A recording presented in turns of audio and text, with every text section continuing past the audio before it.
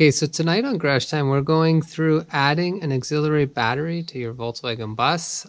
You can see right now we're at the planning stage. So what we've done is we've gone ahead and got a piece of oak, which is underneath our inverter there. Got a piece of oak. We traced out where we want to put that. We want to put it on the back cabinet in the rear hatch. So we've already gone ahead, traced that out, cut it, and stained it so that we can start mapping out our electrical on it. Now we've gone ahead and we went for the C Blue system, the automatic charging relay. This is supposed to be a really robust way of doing it. It had start isolation and it's supposed to be much better than the classic way Westfalia used to do it. We have done a few buses the way Westfalia, and the relays, I don't know if you can see here, you know, you'd be fine for a year and then all of a sudden your relay goes up in smoke. So not really sure why, or if we're doing something wrong, if it's cheap relays, if Westfalia used to get better ones, I'm not sure. But anyhow, we've decided to do an upgrade. We've got our big A&L inline fuses. So we're going to go ahead, map this out. And so here's a quick shot. Assembly is not complete, but we've figured out our layout, and it's not exactly how we wanted to lay it out, but based on the hatch, it's how we had to lay it out so that we didn't interfere when we shove it in that back corner area. So you can see our inline fuses down below. Should be sized based on your alternator. So we have an 80 amp fuse on ours, our 2000 watt inverter giving us AC power from our auxiliary battery, and there's our Blue C relay at the top to charge our accessory or our auxiliary battery, and then we just added a little 4-block fuse block for our accessories. So anything we want running off the battery, we will connect there. Now we also chose back here just to keep it out of, a lot of people end up putting things like this underneath the rear seat, but we found we used that storage.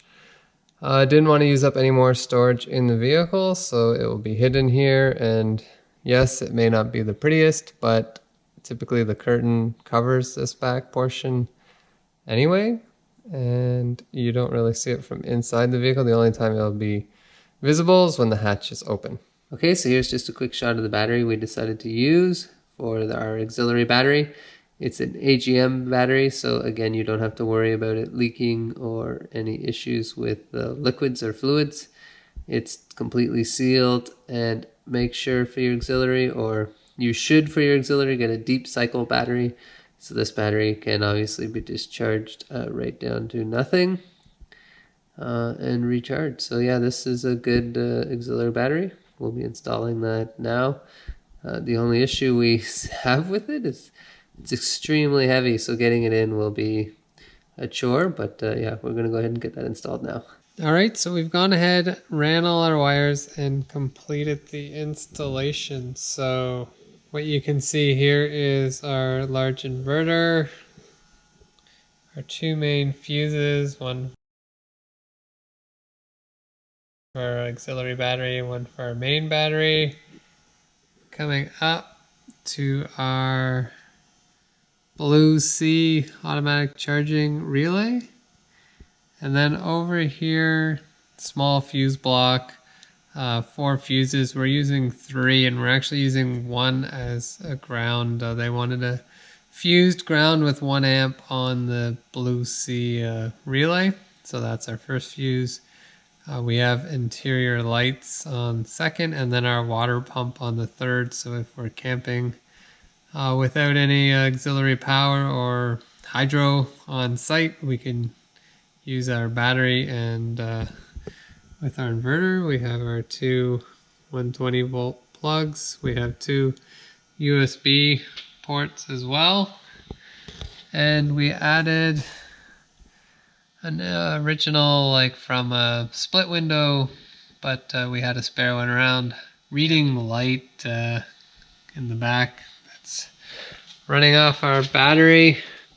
So right now we are in, well, it's not running, we're in battery mode.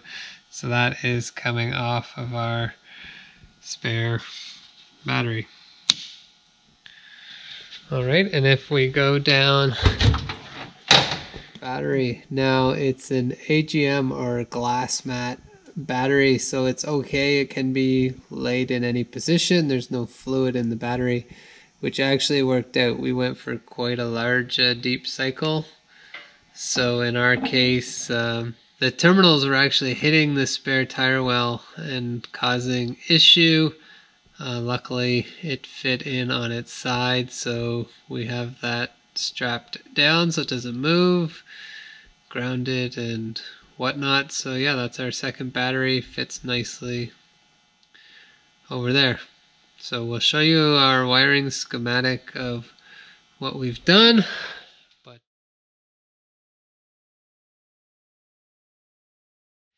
yeah, that's it in a nutshell. Working well, going on a camping trip this weekend, and like we said, it's not the prettiest thing to look at. Lots of people do hide it under the seat. May use more oak and actually build like a cover for the top component. Haven't decided yet, but you can see once we close the hatch, it's mostly hidden by the curtains. I have them pulled really tight right now, but the curtains hide it anyway. So it's only visible when the hatch is open. And to me, maintaining the storage underneath the back seat was more important. So yeah, there you go. Thanks for watching. Don't forget to subscribe, and we'll see you next time.